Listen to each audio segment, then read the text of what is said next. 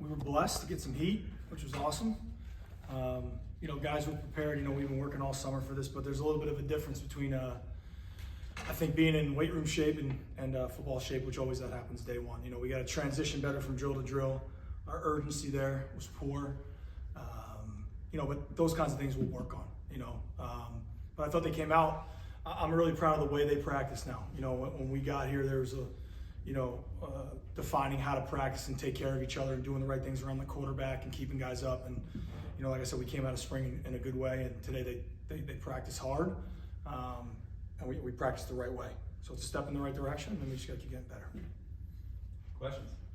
Are you more eager or anxious as that first game as an FBS head coach approaches, or a little bit of both? What's just kind of your emotions as the season continues to get closer? Yeah, I think they're probably in the line of just some different responsibilities. In the past 7 years, I think, being in the Big Ten as a co-coordinator and then a coordinator, it's like, you worry about one side of the ball per se, and that's what you're really focused on. And now it's more about, watching everything. But in terms of that first game, it's so far away, and we're all humans, right? It's human nature. I catch myself driving in or driving home thinking about the game all the time, and I know that's the wrong mindset. To be focused on the purpose and the process and just stay in that moment. So certainly I think about it. We're all humans, but more importantly, I know if we stay on the right path, we'll be in good shape. What kind of time frame are you having for picking a QB1? Don't have one. When it happens, it happens. Splitting the reps evenly. When it happens, I'll know. I've been through it before. Did it at Maine as an assistant. We had several at Minnesota and Rutgers. So when it happens, it happens. Not sure if that'll be after a scrimmage or so, or if someone plays lights out the first 5 days. Here we go. But we're going to handle that the right way. Make sure we're responsible for what we're evaluating, and I'm confident. Coach Jakin with his experience and having been through it before. So I don't want those guys thinking about that, because I know that's probably all they're thinking about, right? And I talked to them about that. So they're just going to keep battling. And if you saw today, we're just rotating who's with the ones, who's with the twos, who's with the threes, and it just rotates by period, by team, by 7-on-7. And I'm proud of those guys. Those guys are fighting through it. For your guys, what's your schedule like as far as pads, no pads, hitting, Yep. no hitting? How often are you going to do that as you lead up to game week? Yeah, so Coach Green and I, have met a lot about our camp schedule, and he's done a great job reaching out to some NFL people. And then my experience with Coach Shiano, Coach Fleck, the way they run their camps is similar, which is a great learning tool for me. So, we're going to go requirement-wise. We'll be in spiders and helmets tomorrow, and then really it's up to us. You get 8 fulls. We won't use them all, and then we can put on whatever we want after that. Just a little bit of a period there where you gotta be ready. So every 4th day we'll have a double walkthrough day. So we're not even going to practice on the 4th day every week. Give them kind of a break on their legs, and that's designed kind of like a game week. We don't practice 4 days in a row during a game week. We'll practice Tuesday, Wednesday. We'll have a walkthrough on Thursday, and we'll have what we call essentially a fast Friday.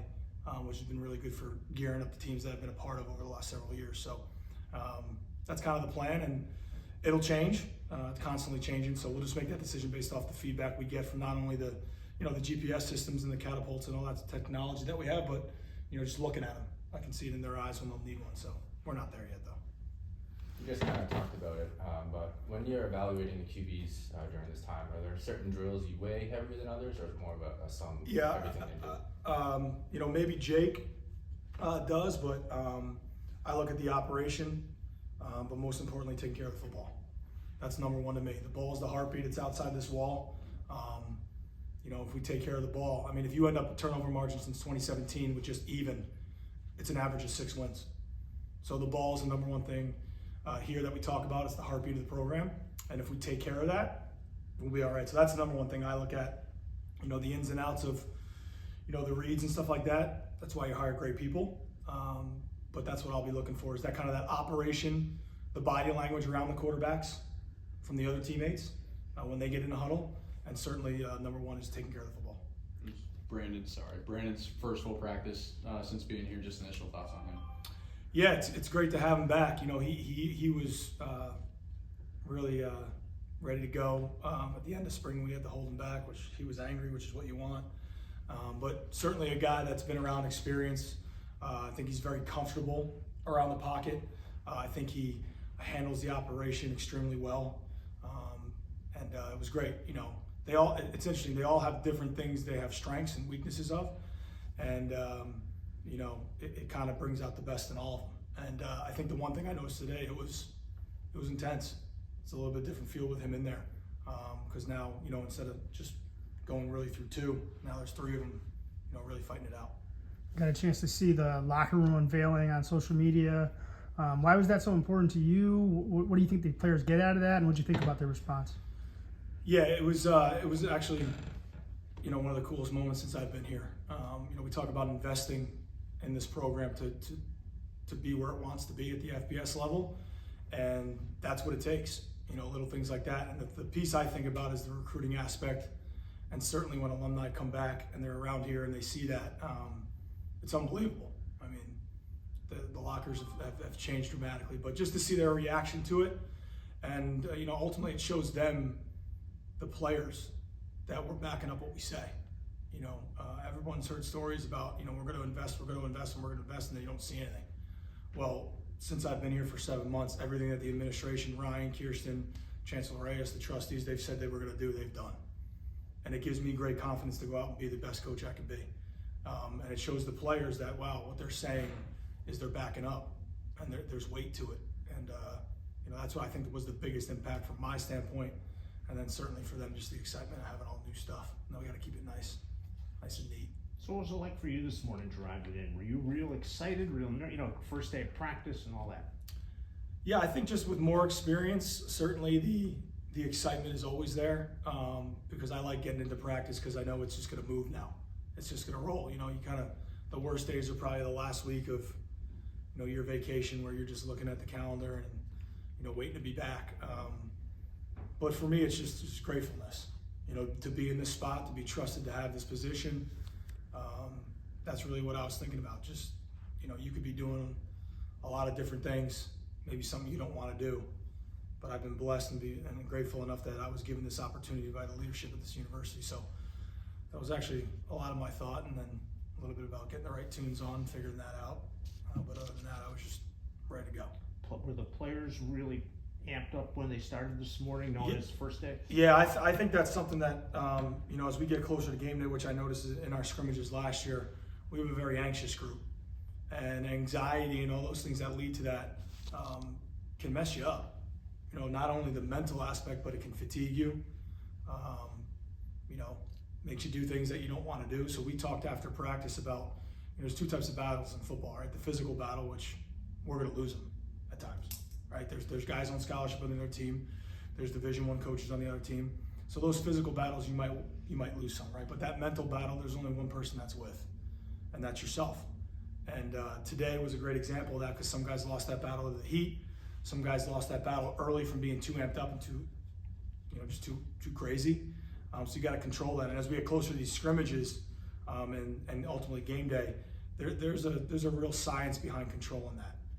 We talk a lot about it. Adversity is something that I believe in, that is always there, and you can't react to it. You got to be prepared, and you got to manage for it. We openly talk about that and being ready for that. And ultimately, what it comes down to is really those three letters over there: believing in yourself, taking ownership for your actions, and sacrificing for each other. And I'm proud of the way that they're handling that. But certainly, we got a little bit to go. Got a lot of new faces all over the roster, but at running back, like what do you like about Juwan and Brandon? Those guys, adding those guys. Yeah, it's got it's interesting because they're obviously you've seen them, but they're three different kind of like body types. Rocco is just this guy that he practices the hardest out of that group. Ball's always pinned, right? He's taking care of the football. Juwan's a bigger back, like he is thick down below, and he's gonna be someone that can really take strides. Once he's coming off an injury coming in here, and I think he's getting back to himself. He looked like himself a little bit more today, what we saw on tape. And then certainly Brandon's got like that burst, that foot in the ground go, that's a little different. And I thought guys that in the spring, guys like Day, he's probably the fastest one. He's got that.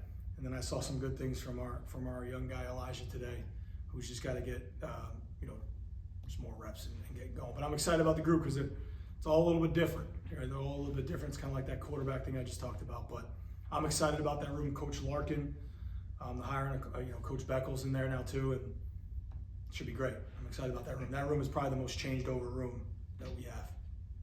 At Media Day, you highlighted special teams being a key area for this team. How do you kind of keep tabs on that progress of the area of the game? Yeah, I think just the same way we talked about kind of one of the questions in the beginning, just that day-to-day mindset. I mean, what Coach Cass has brought in here from a culture standpoint, just that mindset every day. Like, we're going to win games on teams. It's a third of the game. And as a coordinator on defense, and me with the defensive background, I used to tell the guys, stop complaining about special teams because you're all on them. So you're actually complaining about yourself. And you guys are here in the spring. The way we can kick and punt the ball now, we're going to flip fields. And on Tuesdays and Wednesday nights, hopefully in November when that matters, when we get it to that point, it's going to be huge. So we emphasize it. We special teams meet probably 2-3 times a day. And Coach Kaz and what his operation has produced there is just, the guys know that it's important. All right, now we got to go out and do it because we win games. You can win games at that. One of the things you mentioned when you first got here was you wanted to change the physical makeup of the team, get bigger, get stronger. How do you feel? They look out there, just looking at them today. I feel great. I was actually joking with Coach Belcher that our quarterbacks have like arms now. AJ's gonna love this. He can do push-ups now, which is great. But just what Coach Green has done, and Coach Foster and Coach Stern down there, and it's evidence. Like we used it in recruiting. The before and after pictures, and a lot of that also comes to with the nutrition change that we've made here. And again, credit to the administration and all those people that allowed us to go ahead and do that. They were eating on their own here. They were going out to campus to eat. It's not Division I football, right? So now we have 2 meals in here every day, and it just shows you when you invest in something, and they see the results. And back to kind of he asked me about special teams. You guys asked me how we're looking. If you go in the weight room for one day and you look yourself in the mirror, there's no change. And a lot of people at that point, week 1, day 1, they give up because they want immediate results. That's just not how life works, right? And from that standpoint, we've actually talked about how the weight room is just like your ability as a player. Day 1, you probably won't notice a lot. But since February 1st, whatever that date that we started, there's a lot of change. But, the speeds are probably the thing that I'm impressed with the most, just from the data that we get. And but ultimately what Coach Green has done over the summer has been really impressive. He's the mechanic, right? Your body's your car. He's the mechanic, and take care of your body. Thanks, Coach. Awesome. Thanks.